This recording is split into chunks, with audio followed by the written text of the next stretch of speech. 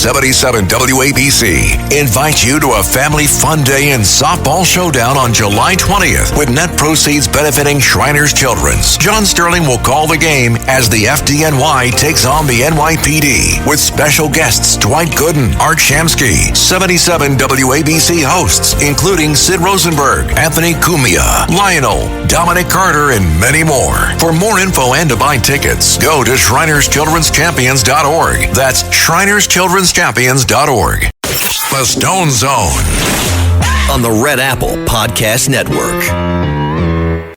Welcome. You are entering the Stone Zone, and I am your genial host, Roger Stone.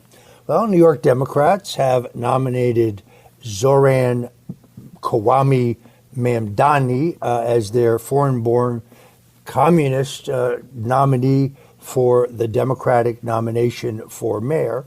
He has deep ties to terrorist organizations. I am not even mildly surprised by his victory. I think a lot of this has to do with the shifting graph in New York City.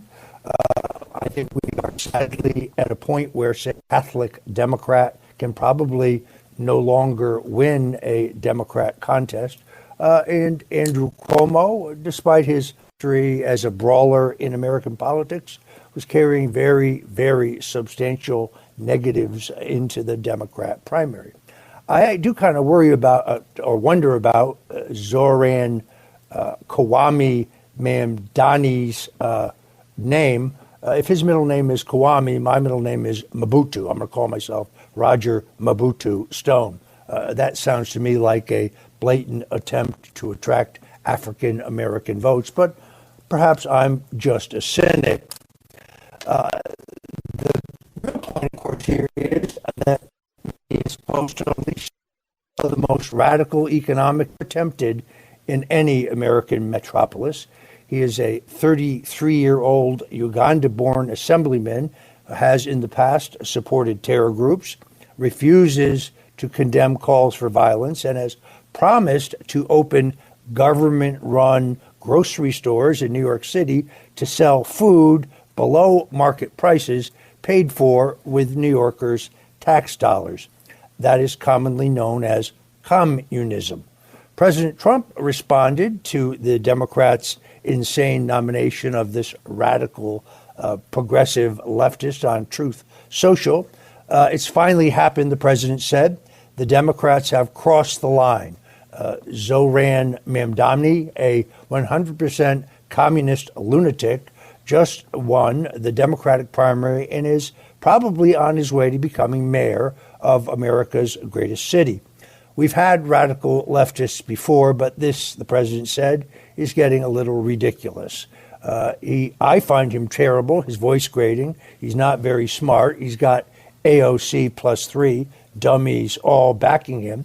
And even our great Palestinian senator, crying Chuck Schumer, is groveling over him. Yes, this is a big moment in the history of our country. Taking away the hyperbole, I do think the president's right about the realignment that's taking place in American politics. It is no longer about Republicans and Democrats. It is about people with common sense, people who embrace capitalism, people who embrace free enterprise, people who embrace peace, people who embrace law and order, people who embrace free speech, and those who do not. In a second post, Trump wrote, "I have an idea for the Democrats to bring them back into play. After years of being left out in the cold, including suffering one of the greatest losses in history in the 2024 presidential election, the Democrats should nominate low IQ candidate Jasmine Crockett for president, and AOC should respectively be vice president. And then the three high-level members of her cabinet could be the so-called squad. Those are the anti-Semitic members of the U.S. House, all of whom are Democrats. The Democrat Party has certainly come a long way from the days of President Harry Truman, who was the American president who fostered the creation of the State of Israel. Added along with our future communist mayor of New York City, Zoran Mamdani, our country is in big trouble. Well, perhaps not. I take a slightly different view. Assuming that he wins, and in the next half of the show, we're going to talk to Hank Sheinkopf, the premier Democrat political strategist in America today, to handicap the general election for us and to analyze the primary results. But if he is elected this November, he will have 3 years to govern before the next presidential election. American people will get a chance to see what his soft on crime, defund the police, redistribute the wealth policies do to the city of New York. This morning I said on X, if I lived in New York, the first thing I would do is move, and I got a record number of likes. Hurts me to say that because I love New York City. I think it is still the greatest city in the world, but I fear what is about to happen to it.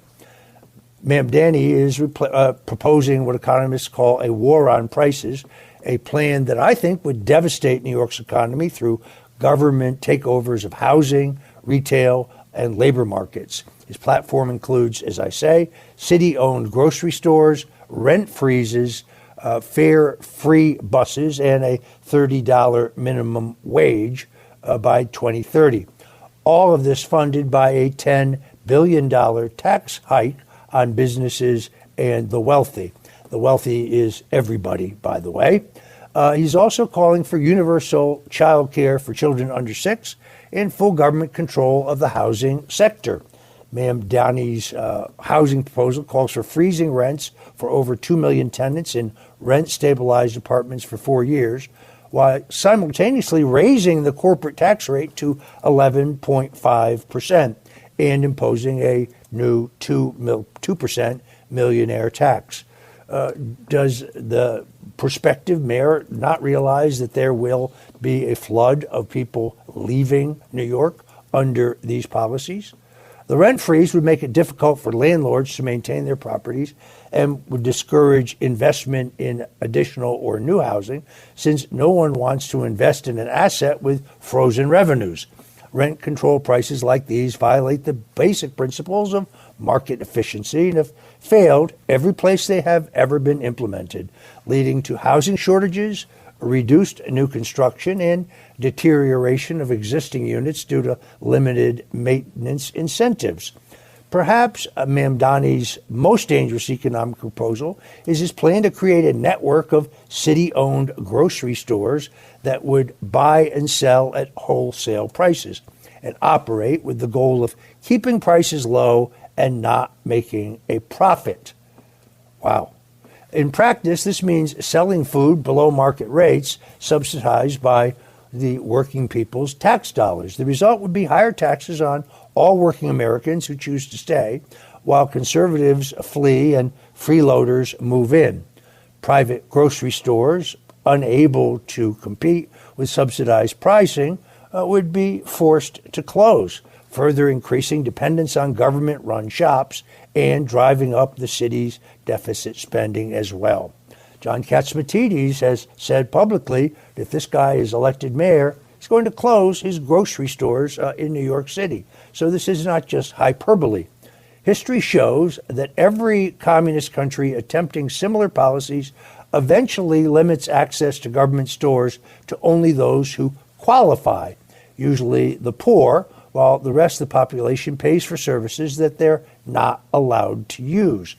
So to prevent black market reselling or hoarding, the government would also have to restrict how much food each person can buy. Depending on how far the prospective mayor pushes this insanity, we could even see tip lines to report neighbors who are reselling goods, or maybe even turning in people who gained weight, since they're clearly consuming more than their fair share. As I say, John Catsimatidis, who of course is the media mogul behind Red Apple Audio Networks, also CEO of the grocery store chain Christie's, one of the largest in the city, said if the city is going to socialist, I will definitely close or sell or move to franchise all of my Christie's locations. Catsimatidis is, like Donald Trump, a man who says what he means and means what he says. conservative commentator John Podhoretz called Mamdani the globalized Infada candidate. Mamdani's own Facebook profile features a video of him standing with members of Within Our Lifetime, a radical group that supports terrorism, holding signs saying there is only one solution, Intifada revolution. Many Republicans are calling for the Republican candidate for mayor, my friend Curtis Sliwa, to make his deal and throw his support to Eric Adams, the current mayor of New York City, who is running as an independent. I'm not sure about the efficacy or success of such a profile or such a maneuver. We'll talk about that when we interview Hank Sheinkopf in the upcoming segment of the show. Meanwhile, President Donald Trump had to correct the fake news regarding the bunker buster bombs that were used last Sunday in the surgical attack on the three nuclear weapons development sites in Iran. A CNN report by the notorious congenital liar Natasha Bertrand and others claimed that the attack by the U.S. military on Iranian nuclear sites was not successful and that the capability of the Iranians to produce a nuclear bomb was not destroyed. Now, this is the same Natasha Bertrand of CNN who told us about the Russian collusion hoax, insisted that the Trump campaign colluded with Russia. Special counsel John Durham concluded that was false in his report. This is the same Natasha Bertrand who said that Hunter Biden's laptop was Russian disinformation. This is the same Natasha Bertrand who told me in an email, which I still have, that Congressman Eric Swalwell shared my classified testimony with her, which both violates the United States law and also violates the House rules. Why this person still has a job, I don't know. But I do know that Tulsi Gabbard yesterday, the director of national intelligence, certified what the president had said, that our own sources, as well as the Israeli sources of intelligence, tell us that the message was successful and carried out with precision, did in fact destroy Iran's nuclear enrichment facilities. It was a total obliteration, to quote President Donald Trump. This incredible exercise of American strength has paved the way for peace, in my opinion. This is not a regime change war. This is not a never-ending war. This is not about endless foreign war where our inherent national interests are not clear. This was a tough decision by the president.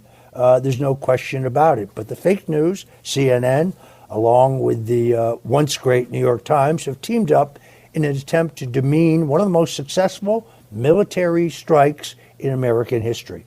The nuclear sites in Iran have been completely destroyed. Both the Times and CNN are beginning to be slammed by the public. We just caught the New York Times working with CNN, cheating again, the president said. They try to demean the great work of our B-2 pilots did, and they are wrong in doing so. These reporters are bad and sick people, the president says. I certainly agree with that. You're tuned in to the Stone Zone. I'm Roger Stone. We have a lot more about the politics of the day. Please, whatever you do, don't touch that dial. The Stone Zone on the Red Apple Podcast Network. 77 WABC invites you to a family fun day and softball showdown on July 20th with net proceeds benefiting Shriners Children's. John Sterling will call the game as the FDNY takes on the NYPD with special guests Dwight Gooden, Art Shamsky, 77 WABC hosts including Sid Rosenberg, Anthony Cumia, Lionel, Dominic Carter, and many more. For more info and to buy tickets, go to ShrinersChildren'sChampions.org. That's ShrinersChildren'sChampions.org. Greg Kelly here for Colonial Metals Group. China's leading the largest anti-American alliance since World War II, one that's already dumped U.S. bonds, grabbed 43 million acres of our farmland, and is plotting to dethrone the dollar. That's why IRA and 401k savers are protecting their savings with gold. Go to freegoldguide.com/Kelly or call 800-655-5186 for your free gold guide on how to protect your wealth with gold 100% tax-free. The Stone Zone on the Red Apple Podcast Network. Welcome back into the Stone Zone. You know, it was right here in the Stone Zone only days ago that I identified an ex-Biden White House official, Neera Tanden, as the woman who was controlling the auto pen, which seems to actually have been the president of the United States during Joe Biden's presidency. Tanden admitted under oath to the House Oversight Committee during a closed-door testimony this week that she controlled Joe Biden's auto pen. House Oversight Chairman James Comer recently identified 5 Biden aides who were involved in the cover-up of Joe's mental decline and the auto pen scandal.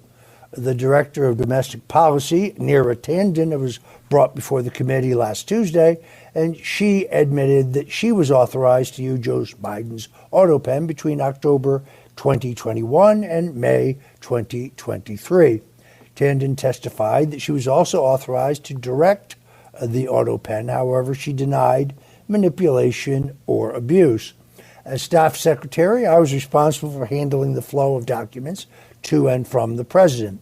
I was also authorized to direct those auto pen signatures be affixed to certain categories of documents.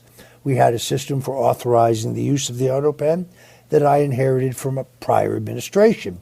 We employed that system throughout my tenure as staff secretary.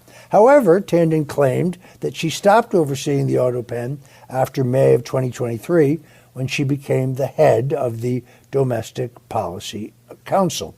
The Oversight Committee previously pointed out that Neera Tanden was the White House staff secretary when Joe Biden auto penned pardons from a golf course in the U.S. Virgin Islands. Tanden was frequently mentioned in the leaked Podesta emails released by WikiLeaks. No, there is no evidence that I had advanced knowledge or any involvement in the obtaining or leaking of those emails, even though CNN and the New York Times insisted for 2.5 years that was the case. The U.S. government could never produce any evidence that showed that because, well, simply was not true. Tanden was one of the most vocal Russia conspiracy theorists, pushing the Russian collusion hack idea and the idea that the Steele dossier was real. She not only attacked Republicans while she was working for Hillary Clinton, but she also went for the throats of Senator Bernie Sanders and his supporters. Early this year, the Oversight Committee revealed 6 criminals were pardoned by Joe Biden's auto pen on December 30th, 2022, while Joe Biden physically was vacationing and golfing in St. Croix. So based on Neera Tanden's testimony, she was likely behind the auto pen pardons while Joe was golfing and on vacations. Nobody can be in 2 places at once.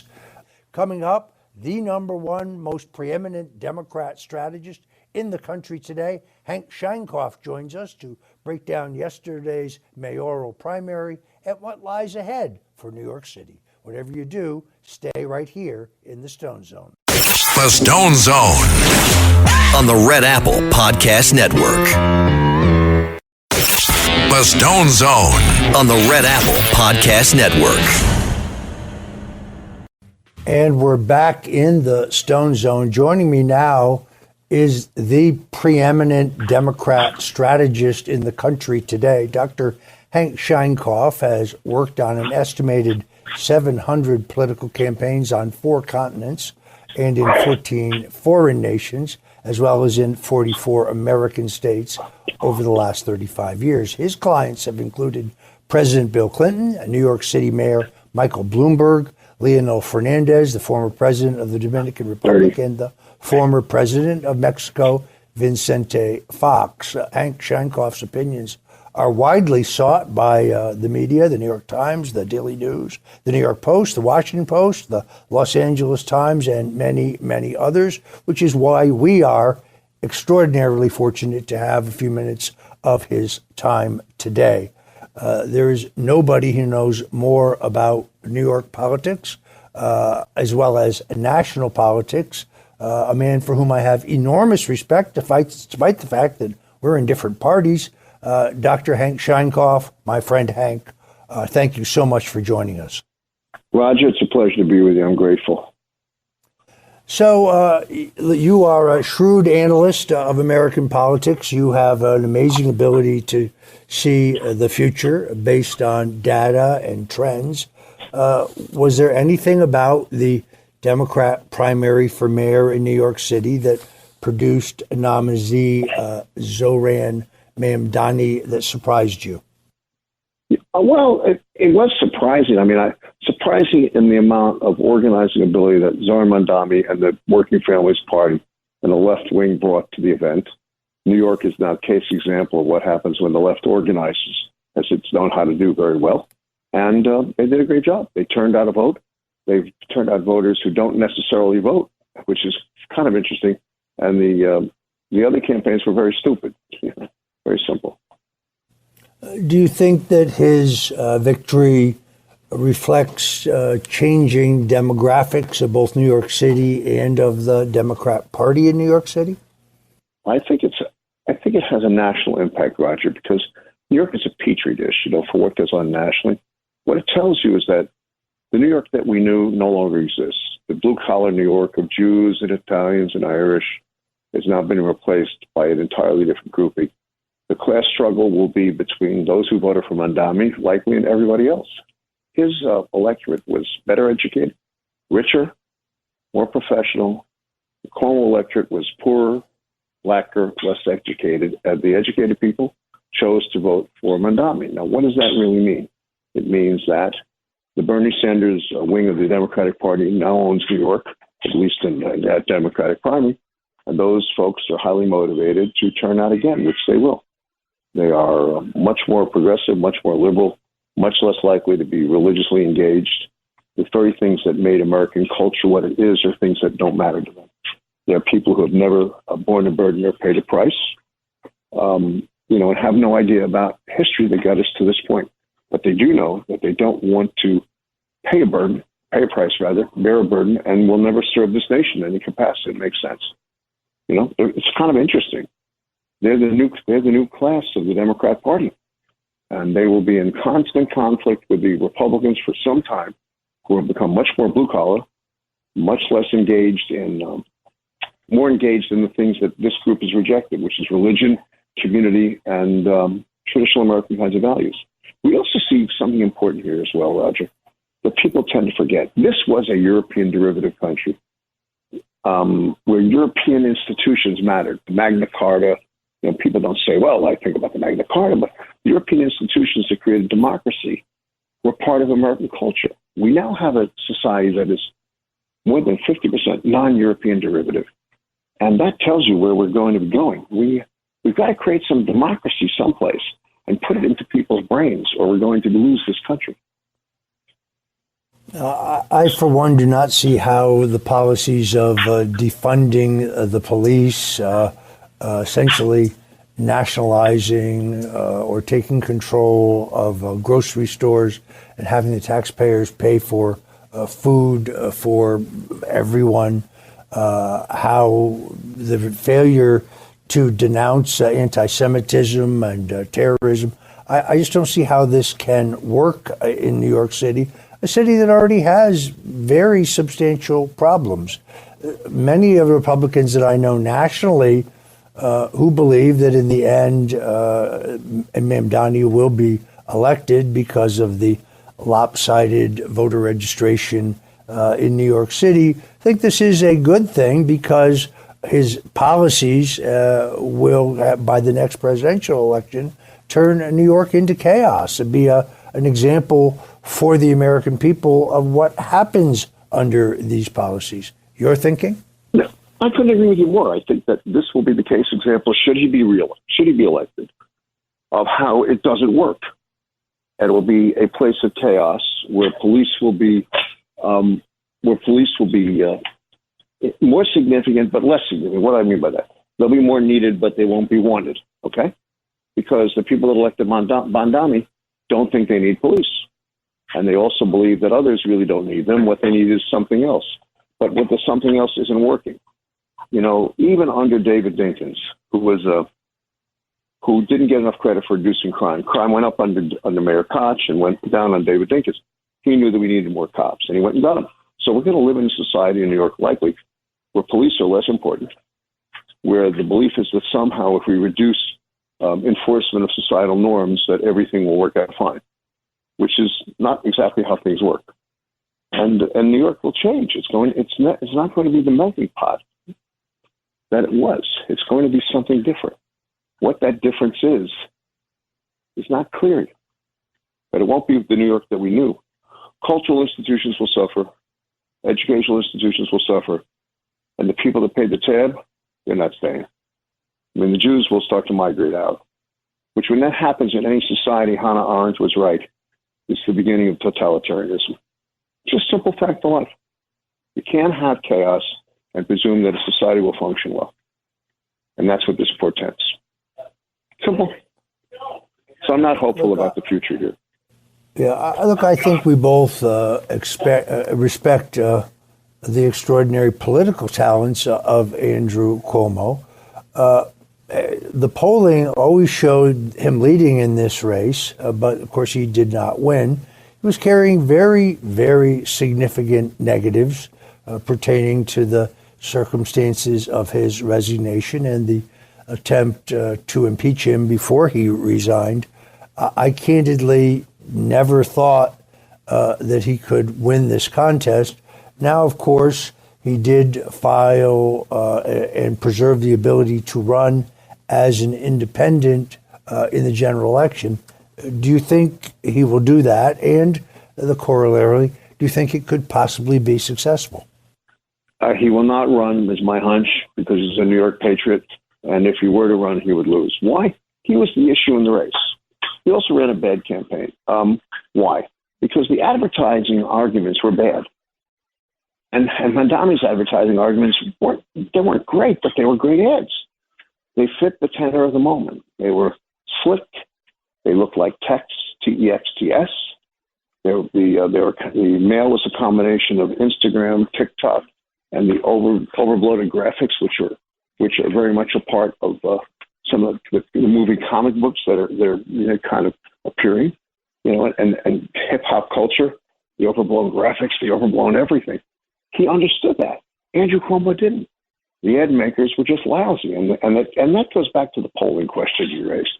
We're living with pollsters who I cautioned some people. I said, stop looking at people who voted in 4 of the last 4 elections or 3 of the last 4 elections. Start looking at people who voted in 1 of the last 4 elections or 2 out of the last 4 elections, because those are the people that Mamdani is going to turn out. And that's exactly what he did. That, combined with the understanding of social media and better advertising, kind of sunk Andrew Cuomo. Plus, his history. The sexual harassment arguments had tremendous impact here.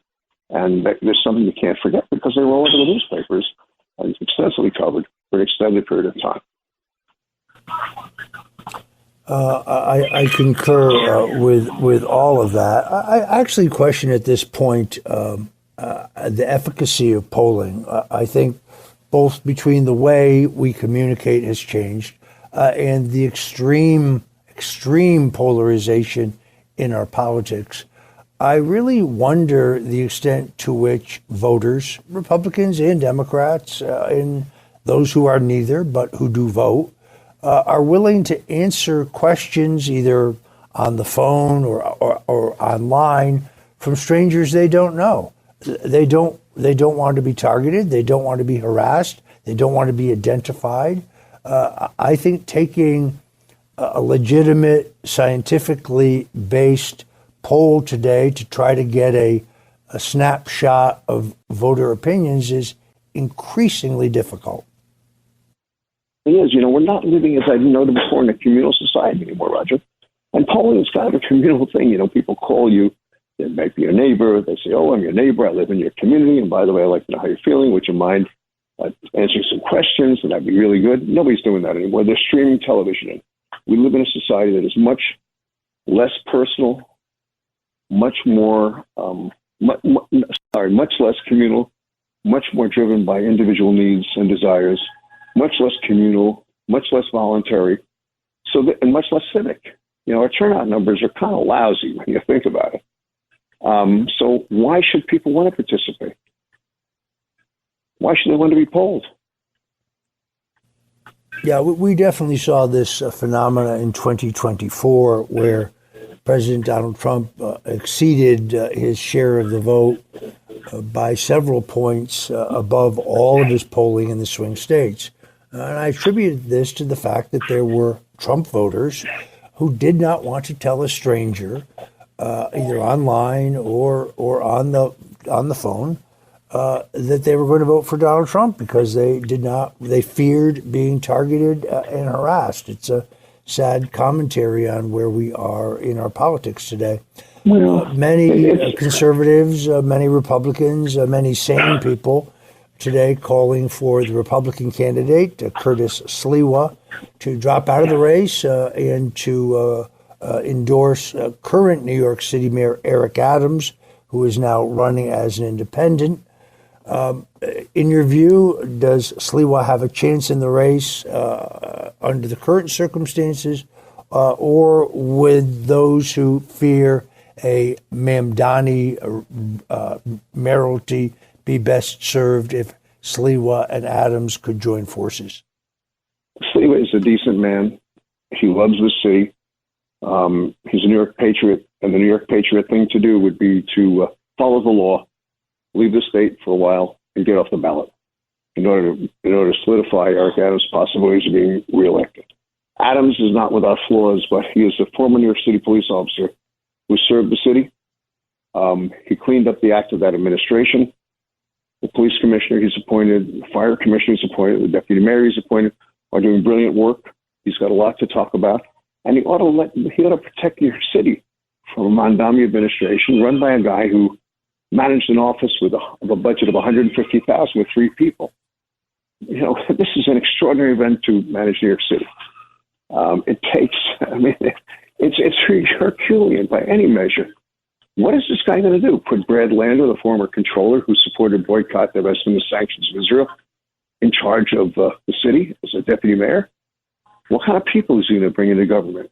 People who want to destroy the police department or change it radically so it doesn't function?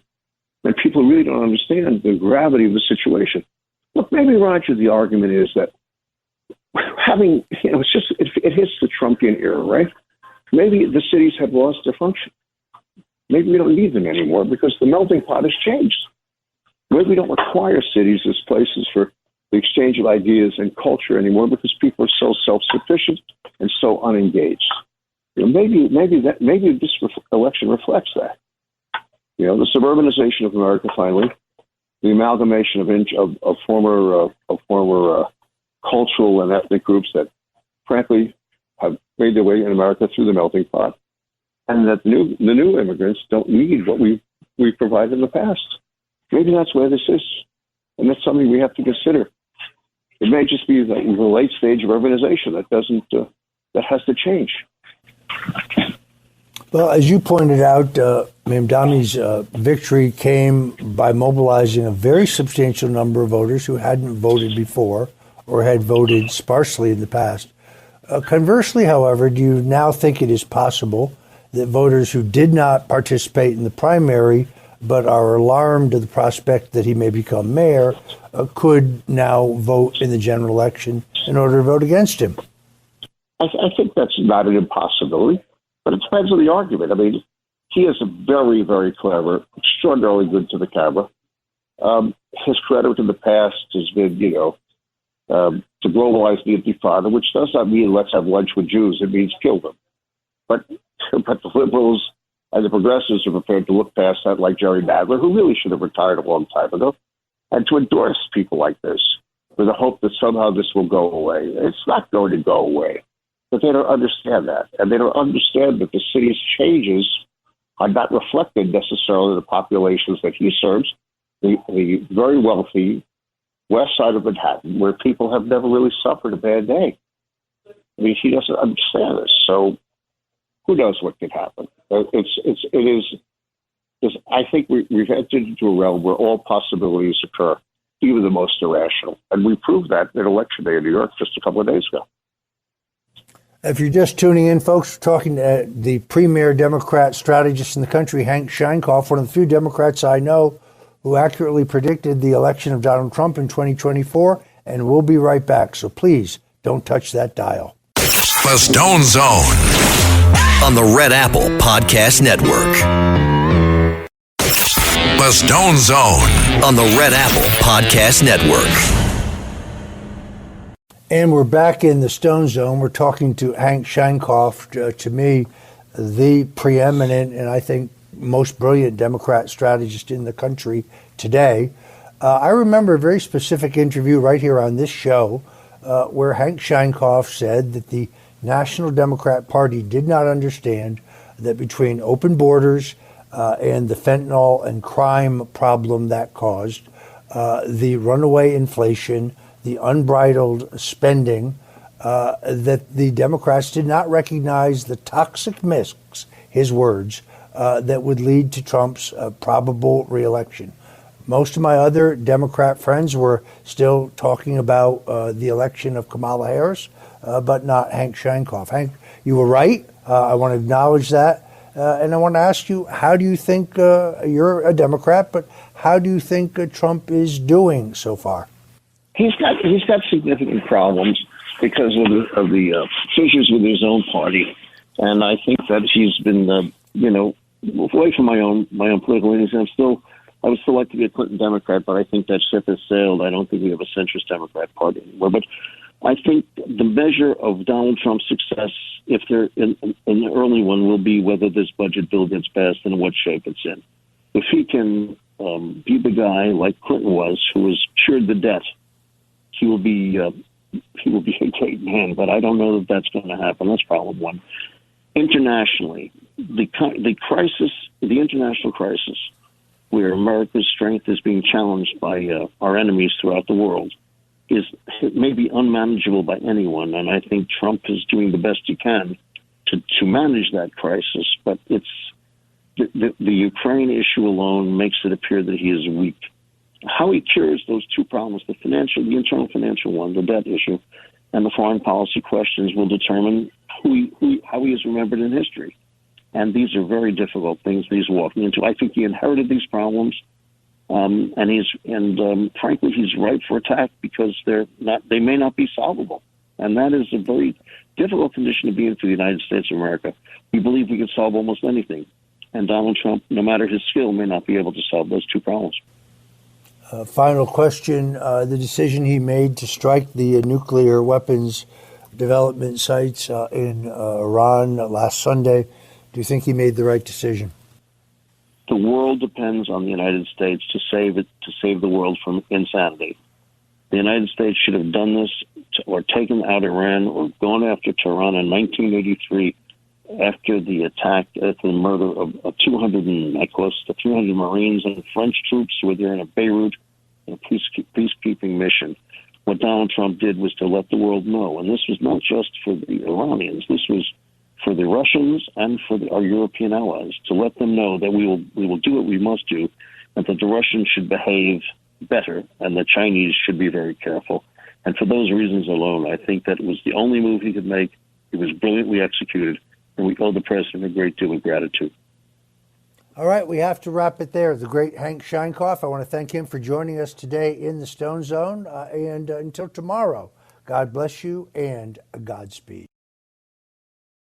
Thanks for listening to the Stone Zone with Roger Stone.